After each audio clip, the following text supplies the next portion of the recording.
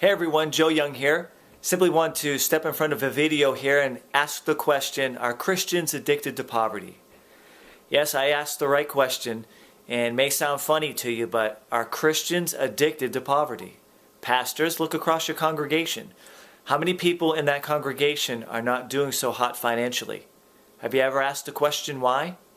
Why are the offerings low? Why are the tithes low? Don't get too emotional on me right now. Just think about the question. Are Christians addicted to poverty? You might say, well, Brother Joe, it's the economy. It's the lack of jobs. They got laid off their jobs, and it's this and it's that. But ultimately, is it? Is it that? Is it the economy? Is it the government? Is it all of the quantitative easing that's going on in our economy? All the funny money being printed and the dollar value going down? Is that the real reason why Christians are seemingly in poverty? No, it's not. We have to look a little bit deeper and say, hey, there's something else that's happening that we have to take a look at. Because when we're riding the economy and we're going up with the economy and down with the economy, all the bad economy is doing is revealing that something's wrong. What we have to do is look at the fruit of our doings. Remember what Jesus said, by their fruits you shall know them.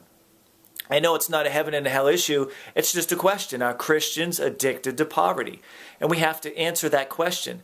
And the only way we can do that is by looking at the things that we are doing that may be causing us to live in poverty. Being broke, living paycheck to paycheck, unable to pay our bills, bills that we acquired, nobody else. The devil didn't put the bills on us, we did. And yet we call the bill collectors when they call for their money devils. Think about it. I know it sounds a little bit mean maybe, and emotionally some of you are saying right now, I'm not addicted to poverty. How absurd. How dare you ask a question such as that? All I'm asking you to do is just take a look at what you're doing and let what you're doing decide whether or not you're living in poverty or not, or that you're addicted to poverty. Because if we're all as Christians, we're doing things that are keeping us broke, keeping us financially broken, and they're keeping us poor, then we are addicted to poverty because we keep going back for more.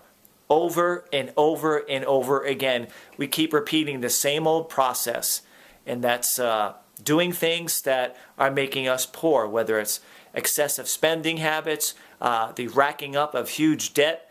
If we're not learning from what we're doing and making corrections to better our lives, and we just keep doing the same old thing over and over again, and it's leading us to poverty, then we're addicted to poverty.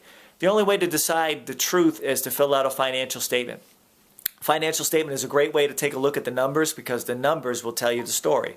The numbers on your financial statement, filling out your income statement, and also your balance sheet will tell you whether or not what you're doing is prodigal or it's not prodigal. Remember what the prodigal son did. He took his inheritance and he wasted it on riotous living.